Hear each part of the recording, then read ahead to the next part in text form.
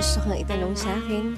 Halika, pag-usapan natin yan. Safe space for sex talks starts now. Siya ay may napansin na kakaiba after niyang makipagtalik sa isa sa customer niya. Kaya ang tanong niya, may napapansin akong berdeng likido na lumalabas sa aking ari. HIV na po ba ito? HIV na kaya ito? Kaya naman ngayong gabi, masasagot na makakasama nating doktor yan tonight. Syempre walang iba yan, si Doc Meng, di ba? Hello! Kasi naman na-miss kita. Yun nga eh, matagal-tagal na Napaka-busy rin. mo, Doc Meng. Yes. Kamusta naman, Doc Meng? Alright, okay lang. Hindi ako kasing gwapo ni Doc Benjo, Mas pero... guwapo ka. Yun. At mas masarap ka. Ay. Mas masarap kang kakwentuhan. At kasama. Yes. Ikaw Doc Ben, naman, sorry na lang ha. Mas gusto Oo. ako ni DJ Main. parang nagulat ka dun sa masarap. Ano pa bang masarap maliban sa kasama at kakwentuhan para sa'yo? Kapiling. Ay, yan yung gusto ko yes. kay Doc Meng eh.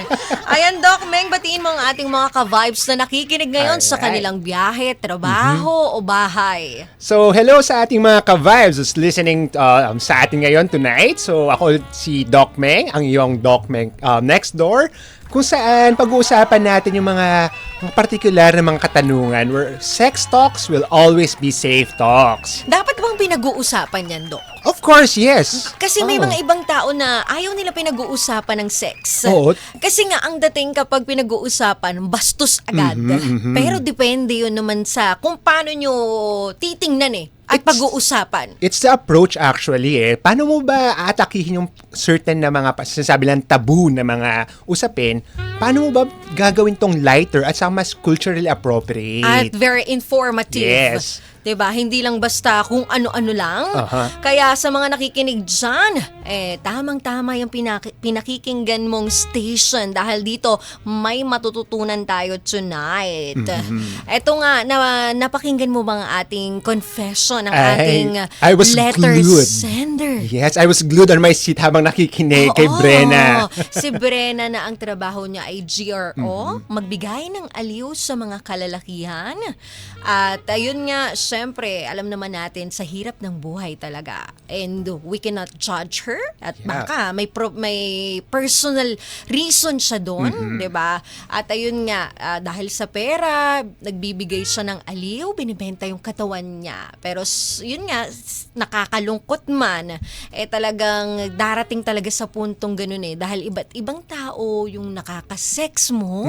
And I think parang wala pa atang proteksyon. Yes. Yun nga yung sa story nga ni Brenna. Actually, sabi nga natin, sex work is still work, no? Hindi tayo nag-judge dito. Katulad nga sabi ni Brenna, parang ayaw ko nang pumunta sa doktor kasi baka i-judge nila ako. Oo, pag naririnig niya yung word na doctor, Oo. ang taas ng tingin niya dun Yes. So parang feeling niya, paghaharap siya sa isang professional na doktor, baka ma-judge siya Oo. dahil sa trabaho niya. Yes, actually kami mga doktor, hindi kami judger. Mukha lang kami judger, pero hindi kami judger. We look into kung ano ba yung konteksto ng aming pasyente. Oo. And it's always confidential. Yung pinakamaganda, confidential. Hindi kami mga marites. Hindi namin sasabihin sa buong mundo na, oy, Ay, si itong si ganito." Brenna. Oo. May mabahong lumalabas sa ari. Oo, Ganon. hindi ganon. Yes. Pero bago natin ipagpatuloy yan na, Doka, gusto ko lang imbitahan ang ating mga ka-vibes. Pwedeng-pwede kayong tumawag sa ating numero, sa ating Viber number, 0954-406-1967. Kung may gusto kayong katanungan at nakaka-relate kayo dito sa ating magiging topic tonight. Ulitin ko lang, 0954-406-1967. Ayun, Doc, mabalik tayo kay Brenna. Yes. Ayun nga, napansin niya daw, Makate. Namamaga ang kanyang ari. At may lumalabas sa likido daw, Yes, no? na hindi, although kami naman talaga mga babae, Meron. talagang may dinidischarge kami, hindi daw normal, dun sa normal na nilalabas. Yeah. At ang masakit pa, Doc, may amoy. So, ang malaking katanungan, HIV na ba daw na to? daw ba yun?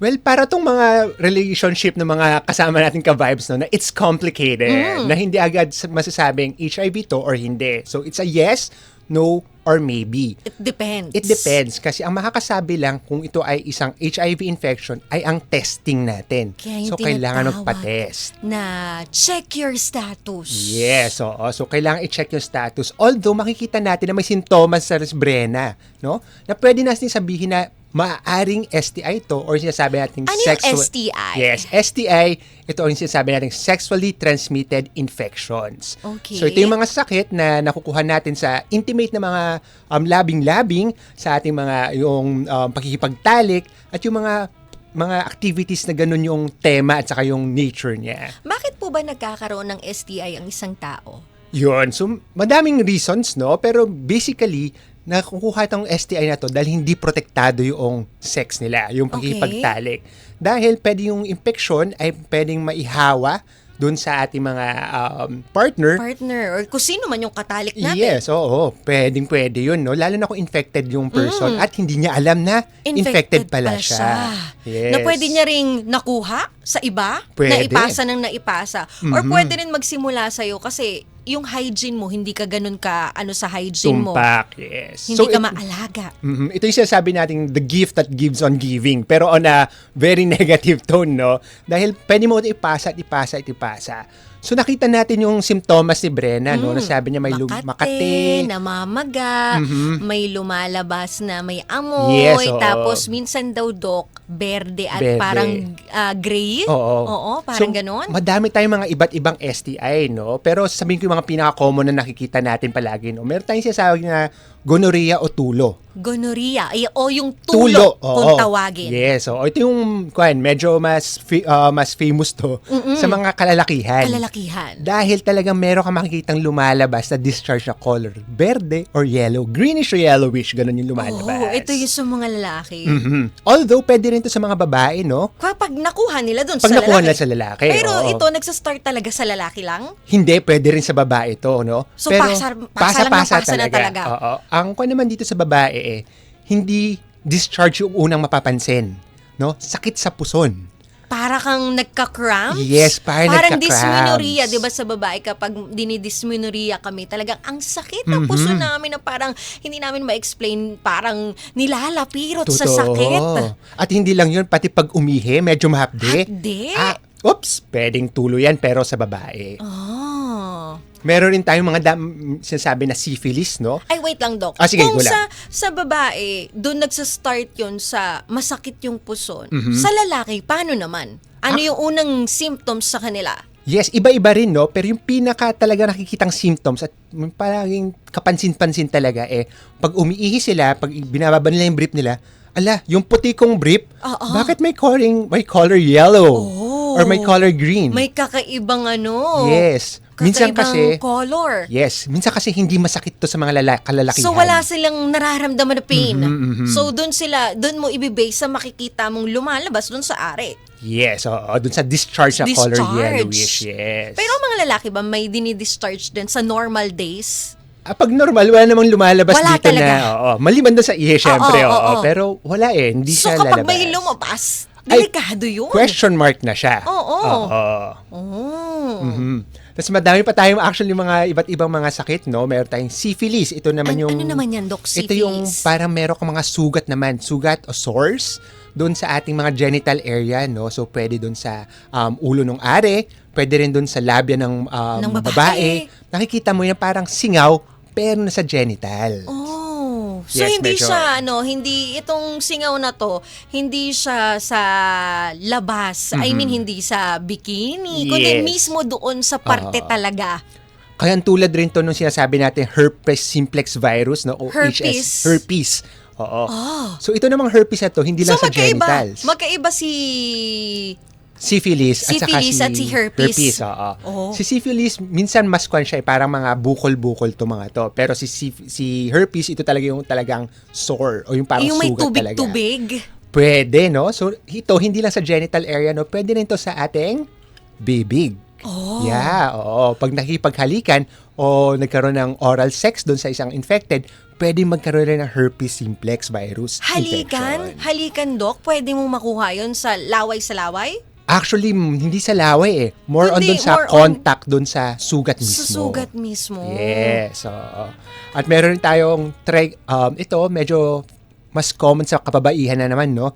Yung trichomoniasis. Ano naman yan? Ang Medyo hirap bigkasin. mahirap yung pag-isa. Ako rin hirap na Oo. hirap. Trichomoniasis, yeah. Pero ito, mukhang ito rin yung pwedeng sakit ni Brenna, no? Kasi sabi nila, mabaho. Mabaho daw. Oo. Usually, ang trichomoniasis, sinasabi nila may fishy odor, no? Yung Parang malansa. Yes, amoy malansa. isda. Oo, Oo. kakaibang amoy. Masakit sa ilong. Totoo. Para ka na malengke. Oo. Tapos, hindi mo na ref yung Yung isda. Parang Yes. pabulok na siya. Totoo. Yung amoy. Yo. So, yun yung mga common natin, no? And sinasabi natin, kakaiba to pag kung ikumpara natin sa HIV. Dahil ang HIV minsan, walang sintomas to. As in, wala talaga. Wala talaga. Malalaman mo na may sintomas ka kung bigla ka na lang palaging nangayayat, palagi ka nagkakasakit, ubo ka ng ubo na hindi gumagaling. So, parang naglo-lost appetite ka, Yes, gano'n? Yung parang oo. biglang payat. Oh. So, basically, parang humina yung immune system mo system dahil mo? sa HIV infection. Pero sabi nga natin, main, pag meron kang mga ganito mga simptomas, banggitin ko yung mga simptomas, oops, red flag to. Una, discharge na hindi normal. Normal. Oo, na medyo mabaho. May mga kulay. May kulay. Tsaka O yung kaya- texture. Kakaiba. Yes. Meron yung mabula-bula. Oo. Hindi yun downy, hindi yun sabon. Ay. Pwede yung STI. Pangalawa, pain, no? Masakit. Masakit umihi. Masakit yung genitals Makirot. mismo. Makirot. Mahapdi kung hawakan. Susunod ko meron mga kulugo or bumps, no? Hindi talaga siya smooth. Biglang, bakit parang may cauliflower? Ganon. Ay, paano pag sinabi, Dok, ay baka nag-iingron lang yung pinawax kong buhok. Pwede rin yun, no? Pwede Pero, rin yun. Pero, pwede rin mag-turn yun sa ganon. yes, magtaka-taka ka. Hindi naman ako nagpa-wax, pero bakit parang biglang merong Oo, may bump. umbok-umbok? Oo. Susunod naman yung ating mga dysuria, no? O yung mahirap umihi at saka mahirap dumumi. Dahil pwede Pati rin pag dumi? Yes. Kasi pwede maapektuhan rin yung anal area natin. Lalo na yung mga kulugo, yung ating sinasabi ng human papilloma virus, pwede magkaroon ng warts dun sa anal area at mahirapan ka talang dumumi.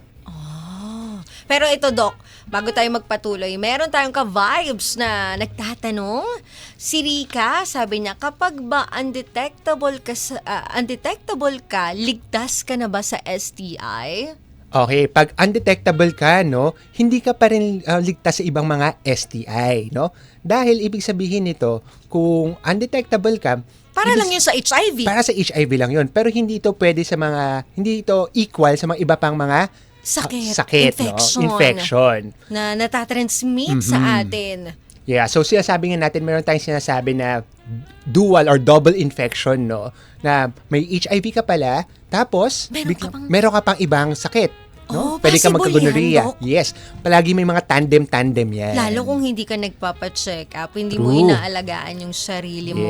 Yes. At hindi mo alam kung sino yung katalik mo, hindi mo pa kilala at wala kang proteksyon.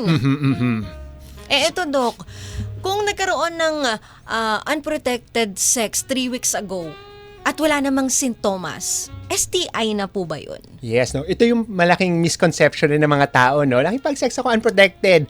After 3 weeks, wala naman ako naramdaman. Naman. So, go pa rin Go pa tayo. rin, laban pa rin. Laban.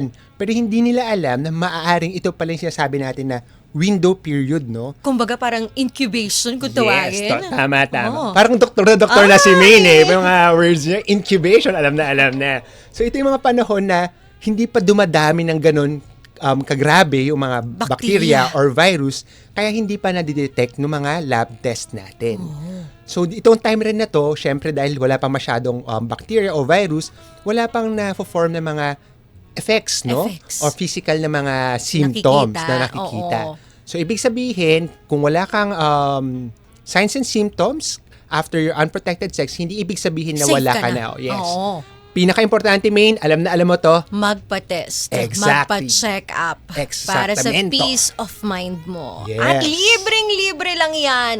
Oo, tama yung narinig nyo ka-vibes. Dahil alam naman namin na mahirap ang buhay. Uunahin nyo muna ang pangkain ng inyong pamilya. Pero huwag nyo papabayaan ang inyong mga sarili. Tama. Libreng-libre lang yan, Doc, sa ating mga healthcare providers. yes, sa ating mga primary care facilities, sa ating mga BHW, kung meron sila mga mga test sites doon, at sa ating mga pampublikong ospital, they are very welcome. Ito yung sinasabi natin, May, na dapat parang ang pagpapatest ng STI ay dapat yung parang, ay, umuubo ako, kailangan ko ipatest to, Oo. ipa-check up kay doktor. Hindi yung Ganun. hinuhulaan mo lang yung ubo mo, iniisip mo, hindi kaya ako umubo kasi nasamid lang ako, naisip ako ng crush ko. Pero yung pala, malala na pala.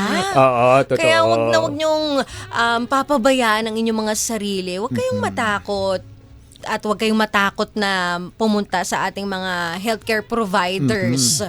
At alam mo naman, Main, kami mga doktor, hindi naman kami nakakatakot. Totoo. So kung nanonood sila ng FB Live, nakita nila si Doc Benjo, nakita nila ako, hindi po kami nakakatakot. Oo. Parang mas sasabihin mo, ay, ang sarap pala ni Doc. Ay! Ang sarap kakwentuhan. Diba? Ang dami mong natututunan. At di ka talaga matatakot. Mas lalo kang magiging open, mag-open up ka talaga sa kanila. Kasi very, sila, accommodate talaga. Yes, ang mga doktor nyo ay inyong mga ka-vibes. Eto, Doc, after ba ng risky sexual encounter, dapat nagpapates agad?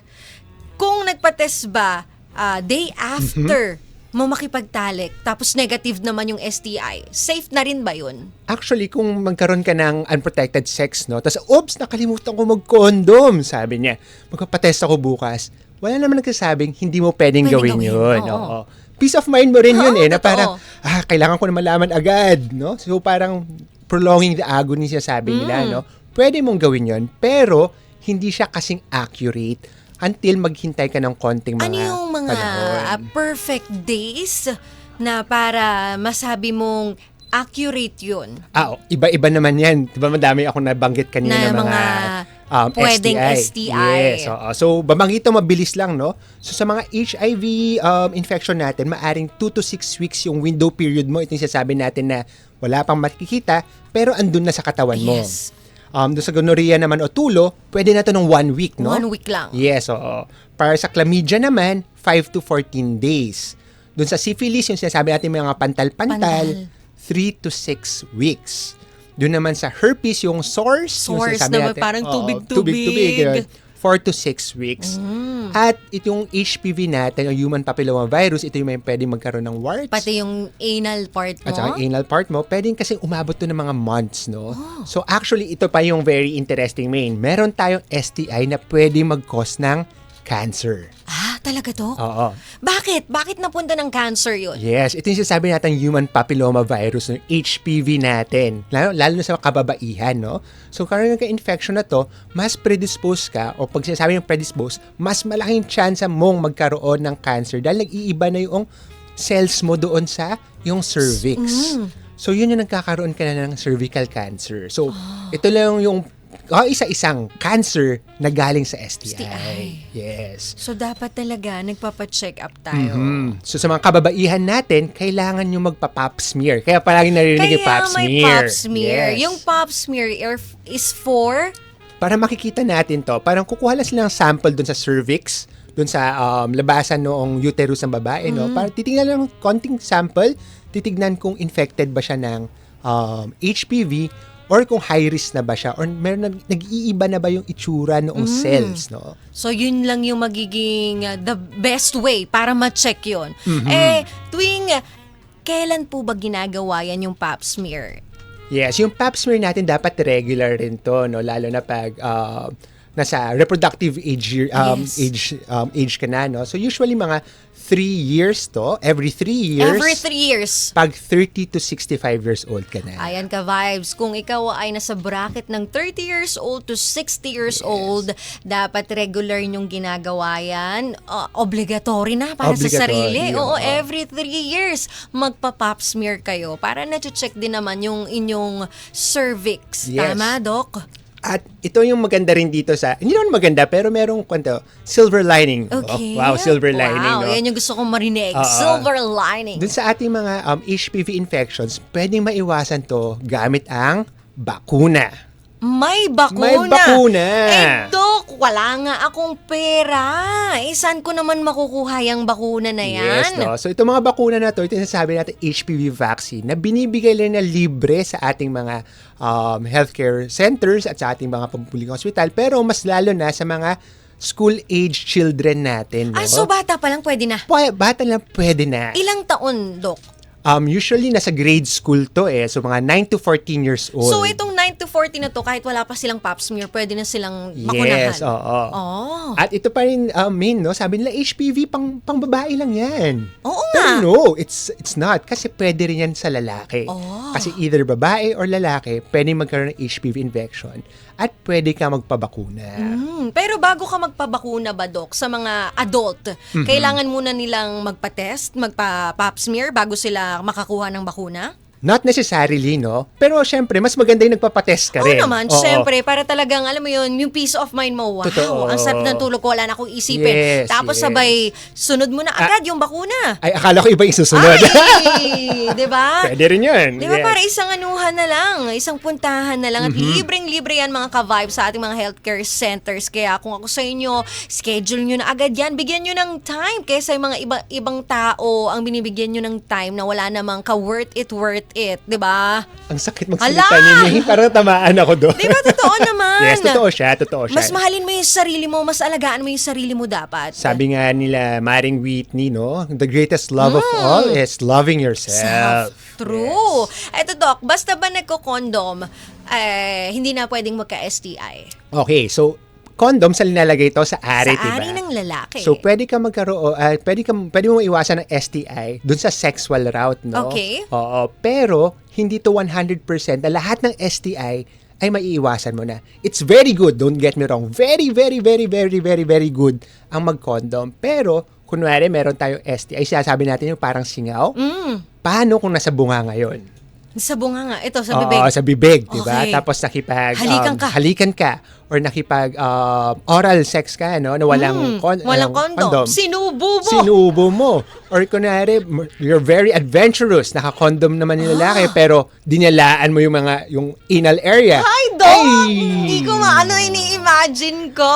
Pwede pa rin mahawa, no? So, pwede pa rin. Oo. So, ang sinasabi nga natin, DJ Main, kung ikaw ay may sintomas na, stop muna, pahinga ka muna. Oo. Pahinga muna, magpa-test ka muna para sure, para sa sarili mo at syempre doon sa kapartner mo. Tama. Mhm. Tama naman yun. Kaya sa mga ka-vibes natin dyan, naku, alagaan ninyo, maging ano kayo, maging conscious kayo. 'Di ba? At yung mga ganyan na pwede nyo makuha din sa pagsubo ng walang condom, Yes. tas may sugat ka, 'di ba? Possible magkaroon ng infection. Kawawa ka naman at kawawa din naman ang inyong sex life kung Yes. aabot pa kayo sa ganyan. At mas maganda pag tama yung paggamit ng condom, no? Dapat the right size. Meron yung iba Totoo. kasi na parang, bibili ako ng extra large kasi feeling ko extra large ako. Feeling ko ako si Hercules, ganun kalaki. Yes. Pero yun pala, masyadong maluwang. At naaalis during, During the intimacy, oh. dun sa ating pakitalik. Walang kwenta yon.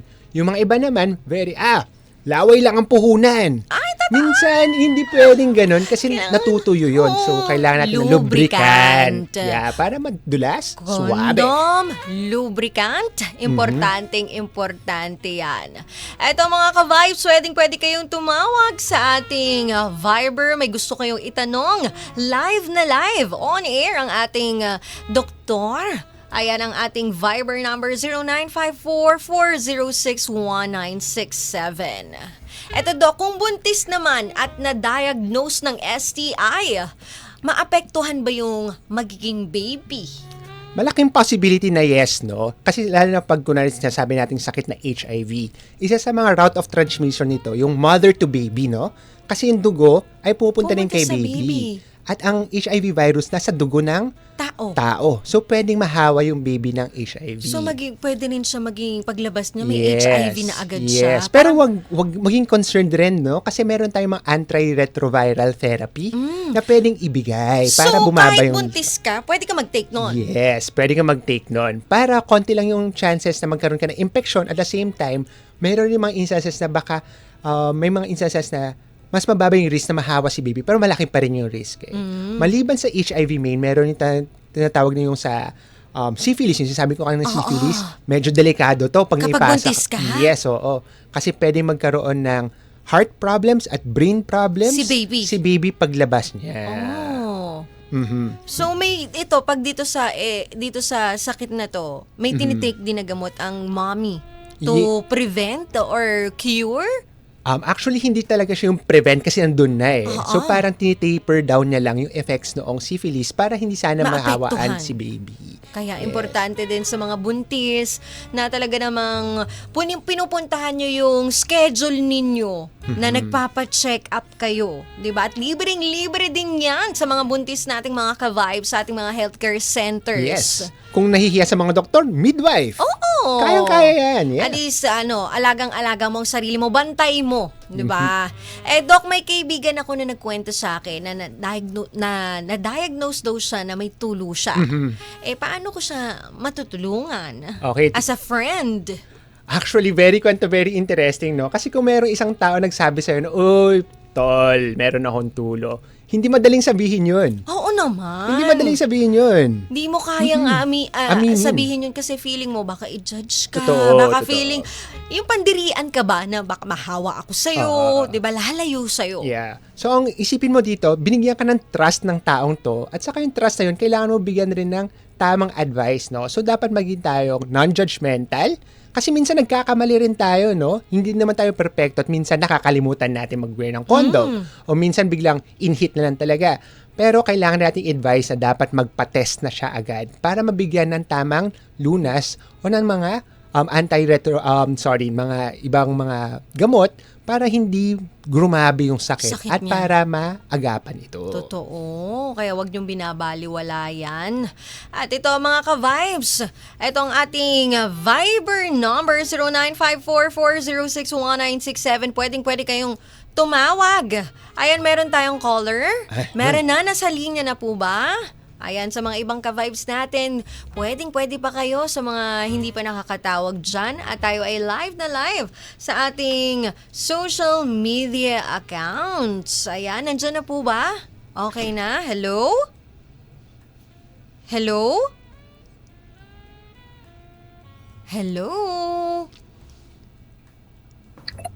Ayan, hello? Hello po, magandang gabi po. Ayan, magandang gabi. Hello po. Ayan, anong pangalan niyo po?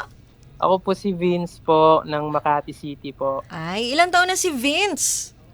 28 years old po. Oy, 28 years old. Ayan, may kasama tayong doktor ngayon. Vince, ito si Doc Meng. May gusto ka bang itanong sa kanya o may gusto ka bang i-share sa amin na confession mo na pinagdadaanan mo?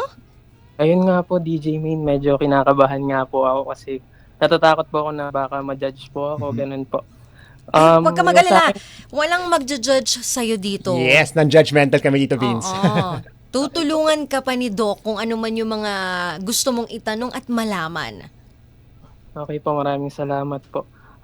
Yung sa akin po, Doc Meng, nagkaroon po ako ng unprotected sex po sa isang tao po. Tapos, 1 week after po nun, ang sabi niya sa akin, positive daw po siya sa gonorrhea po or yung tulo daw po. Tapos, karoon po ng problema, Doc. After po kasi sa amin nung unang partner ko po, nagkaroon po ako ng 2 partner pa po after siya. Oh. Then, yes po. Need ko pa po ba silang Doc, sabihan po na meron po akong tulo. Ganun po. Okay. So, hindi pa alam noong... Nung dalawa. After nung nakasex niyang nauna, Yes, oo. kung saan niya nakuha yung tulo. So, makikita natin si Vince very sexually active, no? At tama lang na nagtatanong siya ng mga ganitong tanong kasi hindi mo naman malalaman to sa mga kaibigan mo na hindi rin alam kung ano Kung sasabihin. ano sasabihin at anong gagawin. Yes. So, I applaud Vince of Makati sa pagtanong nito dahil this is a good way to know more about things. So, unang tanong ko kay Vince, may tanong rin ako kay Vince, no? Isang tanong ulit. Yes. Nagpa-test ka na ba, Vince? Doc Meng, hindi ko pa po nasusubukan kasi po gawa po ng, yun nga po, natatakot po ako. Okay. Kung mahusgahan po ng ibang mga tao po. Yes. So, unang sasabihin ko kay Vince, unahin muna natin si Vince, no? Kasi hindi pa siya nagpa-test, kailangan niya magpa-test sa isang doktor o sa isang laboratorio o ating mga primary care facilities, no? Para malaman niya kung nahawaan ba siya nung tulo or hindi. Kung meron ba siya. Yes, oo. At pangalawa naman sasabihin ko sa kanya, dahil sinabihan siya nga na, infected ako, no? Nag-positive ako sa gonorrhea. At sinabi niya sa kanya yon, kailangan niya ring sabihin. Kailangan sabihin ni Vince doon sa dalawa niya pang nakasiping, no? O doon sa kanyang mga dalawang partner na possible na nahawaan rin sila. Para makapagpa-check din yung dalawang babae. Yes. Alam ko mahirap tong gawin, no, na parang, hala, paano ko sasabihin dun sa dalawang kapartner ko na positive ako, no? Pero wag siya mag-alala dahil meron tayong mga clinics na nagbibigay ng sinasabi natin na partner notification advices, no? Kung paano ba sasabihin sa partner nila na hindi magugulat, hindi matataranta, hindi magpapanik. Ang importante dito ay masabihan. Kasi sabi nga, buti nga nasabihan si Vince eh. Ano kayang feeling ng dalawa pa nilang partners pag hindi sila rin nasabihan na, pwede pala may possibility. So, dalawang things, main, at saka Vince, no? Una, magpa-test ka na, Vince. At yung pangalawa, kailangan mong sabihin dun sa mga partners mo for your safety also. Maraming salamat po, Doc Meng. Maraming salamat po, DJ Main. Oo, sa Makati, meron naman tayong libreng healthcare centers Yes. doon.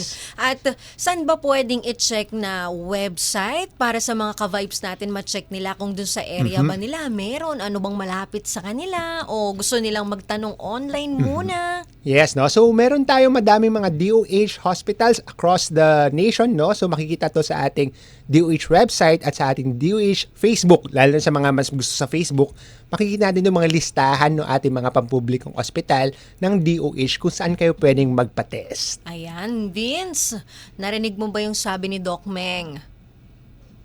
Ay, binabaan Ay, binabaan tayo. tayo. Baka nagpa-test na siya. Oo, biglang tumakbo. Oo.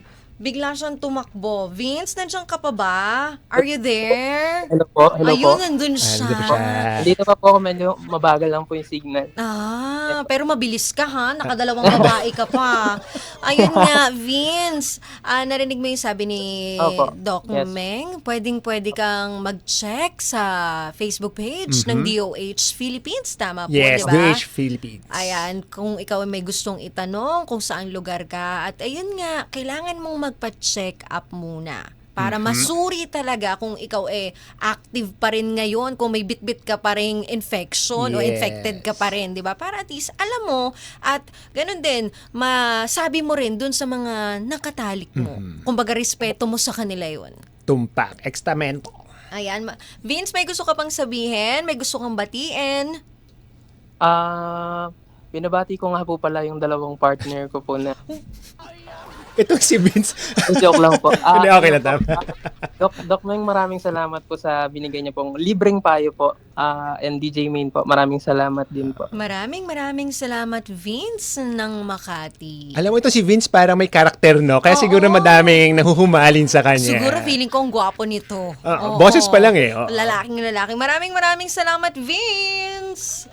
Alright. Ayan. Di ba natawa ako dun eh. Talagang binati niya pa yung dalawang Yes, partner oo. niya. No? Hindi siya nahiya, no? At Oo. tama yun, wag mahiya na sabihin doon sa mga kapartner dahil importante talaga yun. Tama naman yun, Doc, no? Kasi respeto mo yun dun eh. Di ba? Parang sila, iniingatan nila yung sarili nila. Tapos, biglang yung makakatalik nila, may ganun pala, 'di ba? Kaya dapat talaga sinasabi natin 'yan sa mga nakakatalik natin kung tayo ano man yung resulta nung ano natin, sarili natin kung Exactly. nagpa-test tayo. Ayun, Doc, paano maiiwasan ng STI? Again, maiwasan STI sa ating protection, no? So, kailangan condom. Of course, palaging kapartner ng condom ay ang ating lubricant. Iwasan rin natin ang multiple sex partners na hindi tayo sigurado, unknown sa atin. Actually, dapat kailangan natin siya sa atin kung sino yung mga partners natin. Himay-himayin. Ganon. Kailangan natin i-check yung goods. Diba? True. Yes. Kaya sa mga ka-vibes natin dyan, especially sa mga babaero, magbago ka na. Yeah. Baka yan pa ikapahamak mo. Isama na nila kung mahilig sila sa babae, dapat mahilig rin sila magpa-test. Totoo yan. Testing tayo. Diba? Kumbaga sabi nga ni Doc, alamin mo yung status mo. At ulitin namin, libreng-libre lang yan sa ating mga healthcare centers. At please don't forget to follow and like the Facebook page of DOH Philippines. At kung may mga katanungan kayo, may mga numero tayo doon. Ayan, pwede kayong tumawag o mag-message. Ayan, may gusto ka pa bang ipahabol sa mga ka-vibes natin, Doc? Yes, last message ko for tonight, no, magpa-test tayo regularly, mag-condom, and always be on a positive side of things, no. Be happy, pero dapat responsable tayo. Maraming salamat, Doc. Meng, I'm sure ang daming natutunan ng mga ka-vibes natin, mapababae man, mapalalaki at pati yung mga LGBT community.